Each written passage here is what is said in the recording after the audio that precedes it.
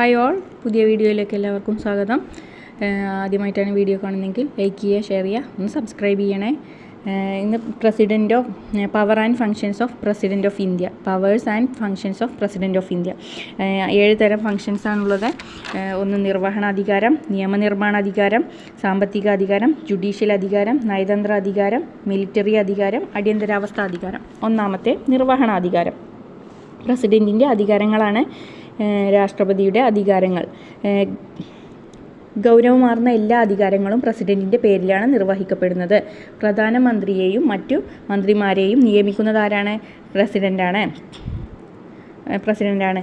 Authority general നിയമനം, വേതനം നിർണ്ണയിക്കുന്നതാരാണ്? പ്രസിഡൻ്റാണ്. CAG, controller, act, audit general എന്നിവ നിർവഹിക്കുന്നതാരാണ്? പ്രസിഡൻ്റാണ്. UPSC ചെയർമാനും ഫിനാൻഷ്യൽ കമ്മീഷൻ ചെയർമാനും ആരാണ്? പ്രസിഡൻ്റാണ്. നിർവഹണാധികാരത്തിൽ ഉൾപ്പെടുന്നതാണ്. ഗൗരവമാർന്ന എല്ലാ അധികാരങ്ങളും പ്രസിഡൻറ്റിൻ്റെ പേരിലാണ് നിർവഹിക്കപ്പെടുന്നത്. പ്രധാനമന്ത്രിയെയും മറ്റു മന്ത്രിമാരെയും അഭിസംബോധന ചെയ്യുന്നത് UPSC ചെയർമാനാണ്. ഫിനാൻസ് കമ്മീഷനാണ് ചെയർമാനാണ്. അടുത്തതാണ് നിയമനിർമ്മാണ അധികാരങ്ങൾ. അതിൽ ഉൾപ്പെടുന്നത് പാർലമെൻറ്റ് വിളിച്ചു കൂടുക, പാർലമെൻറ്റ് പിരിച്ചുവിടുക, ലോകസഭ പിരിച്ചുവിടുക എന്നിവ എന്തിൽ പെടുന്നതാണ്? നിയമനിർമ്മാണ അധികാരത്തിൽ വരുന്ന പ്രസിഡൻറ്റിൻ്റെ നിയമനിർമ്മാണ അധികാരത്തിൽ വരുന്നതാണ്. ലോകസഭാ സ്പീക്കറുടെ അധ്യക്ഷതയിൽ പാർലമെൻറ്റ് സഭകൾ ഒന്നിച്ച് സമ്മേളിക്കുക, ജോയിൻറ്റ് സെറ്റ് നടത്തുന്നത് ആരാണ്? രാഷ്ട്രപതിയാണ്. നിയമനിർമ്മാണ അധികാരത്തിൽ പെടുന്നതാണ്. ഇലക്ഷൻ കഴിയുമ്പോൾ വർഷത്തിൽ ആദ്യ സെഷനിൽ പാർലമെൻറ്റിൻ്റെ അംഗങ്ങളെ അഭിസംബോധന ചെയ്യുന്നത് ആരാണ്?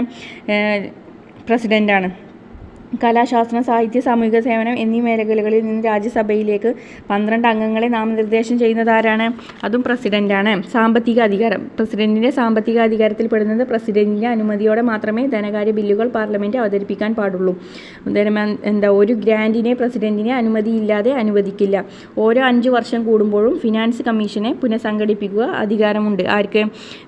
പ്രസിഡൻറ്റിന്. Judicial powers. സുപ്രീം കോടതിയുടെയും ഹൈക്കോടതിയുടെയും ചീഫ് ജസ്റ്റിസുമാരുടെയും ജഡ്ജിമാരുടെയും നിയമനം അധികാരം ആർക്കാണുള്ളത്?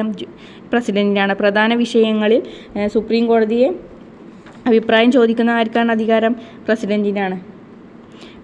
സുപ്രീം കോടതി ചീഫ് ജസ്റ്റിസിൻ്റെയും സുപ്രീം കോടതി ഹൈക്കോടതി ജഡ്ജിമാരുടെയും രാഷ്ട്രപതിയുടെയും അധികാരം ആർക്കാണ്? പ്രസിഡന്റ്. നയതന്ത്ര അധികാരങ്ങൾ. രാഷ്ട്രപതിയുടെ പേരിലാണ് അന്താരാഷ്ട്ര കരാറുകൾ രാജ്യം ഏർപ്പെടുത്തുന്നത്. ഇനി സൈനിക അധികാരങ്ങൾ. ഇന്ത്യൻ സൈനിക ശക്തിയുടെ പരമാവധി അധികാരം. ആർമി, നേവി, എയർഫോഴ്സ് ചീഫിനെ നിയമിക്കുന്നത് ആരാണ്? പ്രസിഡൻ്റാണ്. പാർലമെൻറ്റിൻ്റെ അംഗീകൃത അധികാരം സമാധാനവും പ്രഖ്യാപിക്കുന്നത് ആരാണ്? അത് സൈനിക അധികാരങ്ങളിൽ പെടുന്നതാണ്. അടുത്തത് അടിയന്തരാവസ്ഥ അധികാരങ്ങൾ. ആർട്ടിക്കിൾ 352 ദേശീയ അടിയന്തരാവസ്ഥ, 356, 65 പ്രകാരമുള്ള പ്രസിഡൻറ്റിൻ്റെ ഭരണം, 360 പ്രകാരമുള്ള സാമ്പത്തിക അടിസ്ഥാന വ്യവസ്ഥ എന്നിവയ്ക്ക് സ്വാതന്ത്ര്യം നൽകുന്നത് ആരാണ്? അതും പ്രസിഡൻ്റാണ്. 7 അധികാരം